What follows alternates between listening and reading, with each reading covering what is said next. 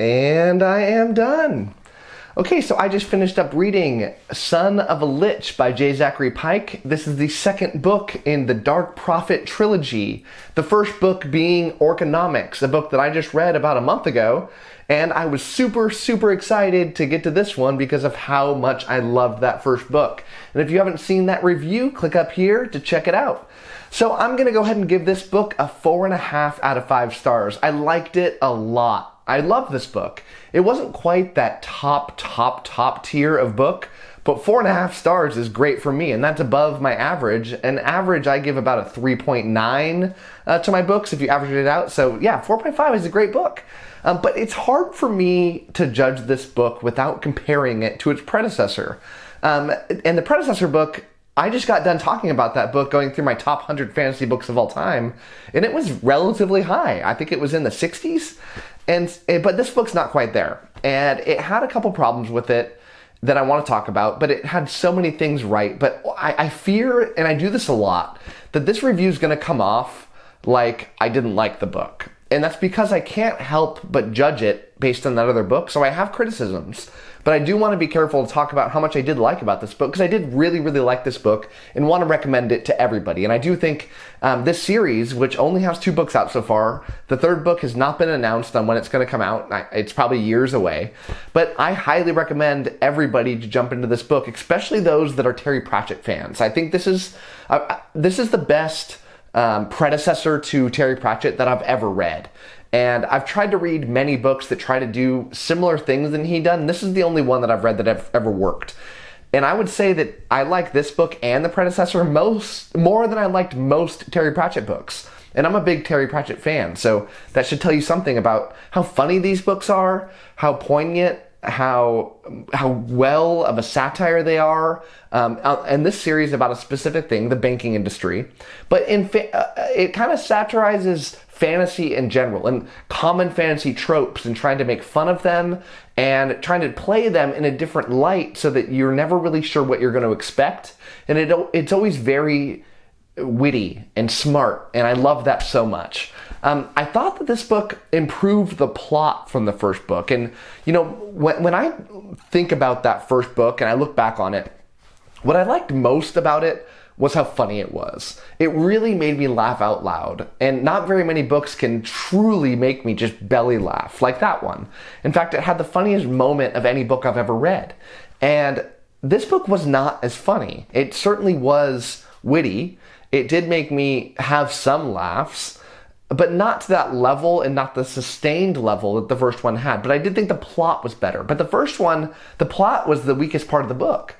And so, yeah, this book kind of flipped things around, and it had it backwards, and I preferred the other format of this, where a lot funnier with a weaker plot to less funny and a stronger plot, but it is what it is. You know, I also thought this book was a little bit too long. It was almost twice the length of 𝐒𝐿𝐴𝐼𝐼𝐼, and it should have done one of two things. Either it should have ended earlier, and they should have tightened up the book a little bit, because it did drag on towards the end of the book. In fact, I was feeling like I wanted to give this book a 5 out of 5, but the last 50 pages of this book really brought me back down, because it just should have ended. Or it should have been 2 books, because this book does have an interesting pacing problem, in that it hits a crescendo around the middle of the book, and then they resolve that conflict, but then another conflict comes up, and it would have been very easy to make this 2 distinct books, and I think it would have improved if they had went down that route. So let me go through the different areas that I like to review books and tell you what I thought about each part. So for the story, I'm going to give the story a 5 out of 5. I love this story. I will remember it for a very long time. And this is the story, in general, of an outcast group of heroes that basically are trying to stop a necromancer who is the father of one of the characters. Hence the name of this book, Son of a Liche, which I must say is a very funny title. And yeah, that's the main plot of the book. It involves a lot of undead and the undead's adventures on trying to take over the world. And it has this heist subplot that I thought was very enjoyable. But in the most entertaining parts of this plot were everything involving the zombies. And I don't recall the Pratchett books being anywhere near as good at playing with the zombie trope as this one did. They certainly Pratchett had zombies, and he had some funny takes on them. But here it was taken to dialed up to 11. It was so funny and good when the zombies were involved, and just ingenious on the dilemmas that the zombies got themselves in. I mean, how they found themselves talking about how they had a caste system where, you know, at the top was the liches and at the bottom was like skeletons, I think it was, and a lot of degrees in between. And these characters get in this really funny dialogue talking about how they're way lower on the totem pole and they're never going to be, you know, up there with the higher, you know, with the blood knights and these other undead types. And it's just really funny, and how, you know, when you're lower on the totem pole, you have to listen to the Lich who's in charge. And when you're higher up, you can ignore some things. And, you know, the banter is the best parts of this book, when characters are just talking to each other. Even when there's not really a central plot going on, I could just read an entire book of characters just chatting with each other at random moments, because that is where J. Zachary Pike truly succeeds. And yeah, so yeah, story, very easy 5 out of 5 for me. So the world building, I'm going to give this a 4 out of 5. You know, they went to new locations. I thought they were enjoyable. You know, it didn't wow me like the first book because I was already used to this world, and it didn't give me a ton of new. Now, I do love this world. I think it's very fascinating. You know, this isn't the kind of book where I'm studying the map. There is a map, but I'm not, you know, every several pages they go to a new location. I don't have that driving, compelling force that's saying, oh, let's track where they're going, doing all this, because it doesn't feel like that epic fantasy where I really am going to get a benefit by taking my time out to do that. But I do, the world is very clear. It's got this classic kind of Dungeons and Dragons feel to it, but with a very light comedic backdrop to it. You know, it feels like the world is bright and colorful. And I like that about the book. Even though a lot of bad things are happening, you know, it had this palette to it, which is a very friendly, fun environment. And yeah, I think this world is very well done. But I got used to it a little bit, and that in the first one, it was a lot more fresh to me. In this one, it got slightly stale because not a ton new was happening. So when we go to the fantasy elements of this book, this is a 5 out of 5. The first book was too, and this very clearly is. You know, every time they mention a common fantasy trope and spin it a little bit, I think it's just very ingenious and fun. You know, and I'll try to think of a few examples that I thought were particularly interesting to me that would give you a sense of what I love about this. You know, there's these moments where these giant eagles, think Lord of the Rings, are transporting the characters at a pivotal moment from point A to point B. And the characters are talking to themselves like, hey, couldn't we be doing this all the time? Couldn't this solve major problems for us? But it turns out that the eagles had unionized, and the rates that they're charging because they know that their services are in such high demand are so exorbitant that you can only take them in the most important of important moments because of how expensive it is. And that's just funny. That's so entertaining to me, and it does this classic thing that I think a lot of people questioned when you read Lord of the Rings on, hey, why can't we use these eagles all the time? And, you know, I suspect there's a very good reason for the Lord of the Rings, but here, you know, it plays in that common idea, but it takes it in a really fun direction. You know, there's, you know, these moments where you have these assassins, and one of the assassins has hired a publicist to help increase his public profile. And the publicist has suggested that this assassin should act like a pirate. And so this guy dresses like a pirate, talks like a pirate, has like a parrot on his shoulder, he's got a hook. It's so funny. And the characters are constantly running into this guy and being like, was that a pirate? And it's just such a funny aspect to this book. And there's all these little moments that happen that are just fun. You know, there's these moments where you have the undead and this talking head who is trying to do a focus group on the undead to figure out how they can make their pitch stronger to the non-undead to join their side.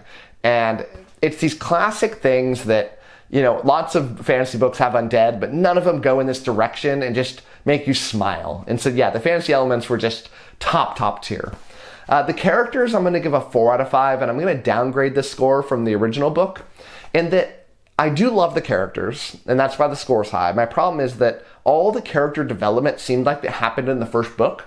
And when I look at this book, I don't feel like any of the characters really progressed in their journey in themselves to become a different person. You know, I don't want to ruin a pivotal plot moment here, but one of the characters is an elf, and she has fallen in love with a character that she can't have. And I won't say anything more than that. And that happens in the first book, and a lot of the second book involves that basic premise of this character, and it doesn't take it in any new directions. And in the first book, I thought it was very interesting seeing this this love that this character has that they can't fully express. And yeah, a lot of this book is the same thing, and I think that happens with a lot of the characters where they're just not really growing at all. And I like a lot of character growth.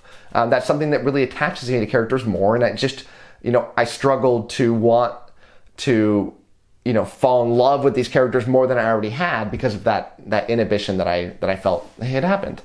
So for the writing quality, I'm going to give the writing quality a 4 out of 5. I do think that J. Zachary Pike is a wonderful writer. I love the way that he composes his sentences. I think he's just a very top-class writer, but this is where I'm going to ding it for the comedy side, because in the first book I thought it was a lot wittier. You know, I thought that the emphasis on the monetary system in the first book surprised me more. In this one, a major moment happens with the monetary system that I think everybody reading this book could have foreseen, and it didn't have that shock value. And not only that, but I think it wore itself out a little bit on these concepts that just kind of kept replaying. You know, I think if I read this book for the first time without reading the first book, I think I would have been lost on the plot, but I think I would have enjoyed the comedy a lot more. But it just kind of wore itself out a little bit. And so, yeah, I got to ding a little bit on the writing quality here. It just didn't, you know, really wow me on that comedy factor. And overall, I think my enjoyability on this book is going to match my score, like a 4.5 out of 5. I had a great time. I would recommend this book to everybody. More than anything, I would recommend this series to anybody. Pratchett fans, fans of comedy, people that understand, you don't need a great level of depth here, that can find some humor in, you know, world banking, particularly I think American banking. And yeah, it's just, if any of those things are something you understand or have an appeal for, I think this book will really appeal to you. Other than that, I think, you know, any fan of fantasy on a more light side of fantasy, not like the serious, dark, gritty. Now, I am a dark, gritty fantasy fan. If I was to tell you one subgenre of fantasy that is my forte, I'd say it's like grimdark. This book is anything but grimdark, but I like a lot of different things. So even if you're not used to reading this kind of book, I still do think I would recommend it. So I don't really have much more to say about it. I think you should pick up this book, and that's my review. And as always, happy reading to you.